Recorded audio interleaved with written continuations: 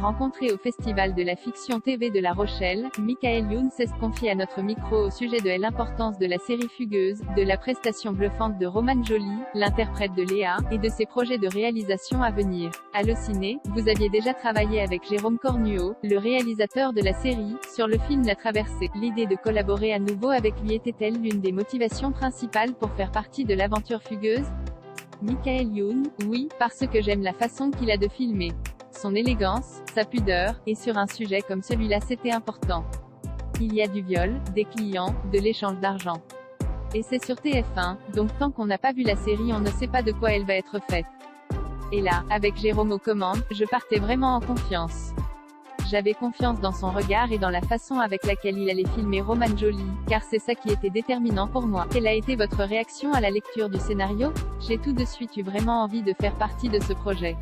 Je le trouvais nécessaire. Je suis papa, donc j'avais envie de parler de ça. Il y a plus de 10 000 mineurs. Est-ce qui se prostituent en France? C'est un fléau énorme. Mais j'avais des petites réticences sur le personnage. Il était un trop loin de moi, je n'arrivais pas à me mettre dedans.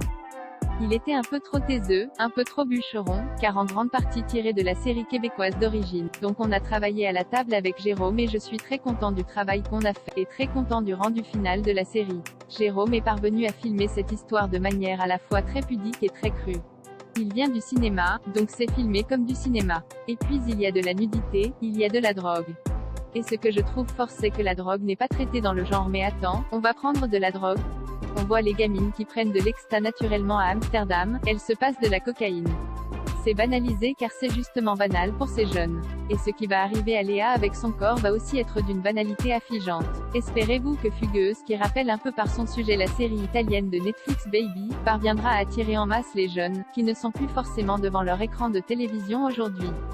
Bien sûr, c'est aussi pour ça qu'il y a une héroïne forte, Léa, car on veut vraiment toucher, effectivement, les 15 à 25 ans, qui étaient partis et qui sont un peu revenus devant leur télé. Je l'ai vu avec le Morning Night. Mais on souhaite aussi alerter les parents, à qui on s'adresse également. Vous connaissiez très bien Sylvie Testu avant de la retrouver dans Fugueuse. Vous êtes-vous concerté avant d'accepter de jouer dans la série? Non, ça ne s'est pas passé comme ça. On était super contents de se retrouver. On s'écrit assez souvent, et on s'est dit tiens, ce serait super de jouer ça ensemble. Mais il n'y a pas vraiment eu de concertation. Ce qui est super avec Sylvie c'est que pour jouer le couple on peut se lever à 10h55 pour 11h. On se connaît par cœur. Je sais comment elle commence ses phrases et elle sait comment je les termine. On est vraiment très potes, et c'était presque bizarre qu'on ait à s'embrasser, rire. La scène a été coupée très tôt, mais il y a un moment où on commence à faire l'amour, et c'était très surprenant pour nous. C'était comme faire l'amour avec un pote. Romane Joly est époustouflante dans la série. Avez-vous été impressionné par sa prestation? Oui, j'ai été bluffé par sa force et par son talent. Je l'ai trouvée extrêmement courageuse, elle m'a impressionné, vraiment. On sentait que parfois elle ne savait pas trop, et Jérôme me laissait aller lui parler, la conseiller, même si c'est évidemment Jérôme qui a fait le gros du travail. Mais c'était un tournage très libre, il y avait un vrai dialogue entre nous tous. Après tout, c'était la première fois que Romane jouait, donc c'était important qu'on soit là pour elle, pour l'épauler. Mais très vite on l'a laissé voler de ses propres ailes, car elle y arrivait très bien. Romane est vraiment une jeune comédienne épatante. On vous voit principalement dans des rôles dramatiques à la télé. C'est parce que les rôles comiques qu'on vous propose ne sont pas intéressants? On ne va pas se mentir, il y a très peu de comédie à la télévision. On m'a proposé Le Furet, mais malheureusement je n'ai pas pu pour des histoires de date. Et je suis ravie que ce soit Mathieu Madénian car je suis fan.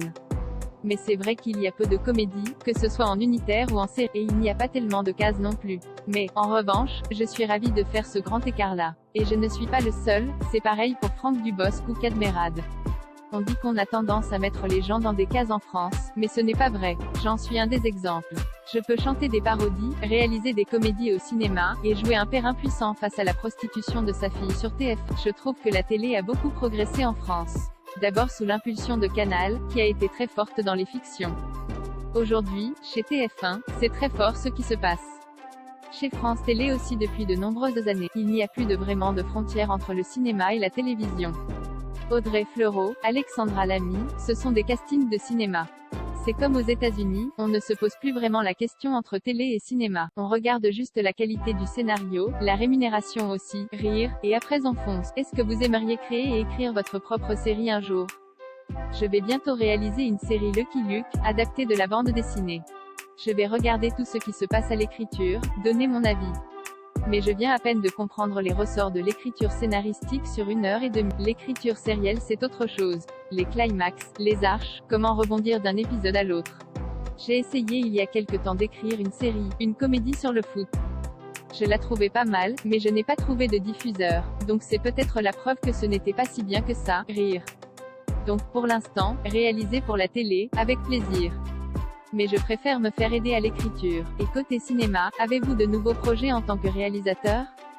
Oui, je vais réaliser cet hiver, au ski, un film qui s'appelle BDE, Bureau des élèves, avec Audrey Fleurot et Vincent de Sagna. C'est peut-être mon film le plus personnel, même si c'est volontairement régressif, car je raconte aussi ce qui s'est passé pendant mes années d'études. Et comment ça peut aller très loin dans la bêtise. Propos recueillis lors du Festival de la Fiction TV de La Rochelle.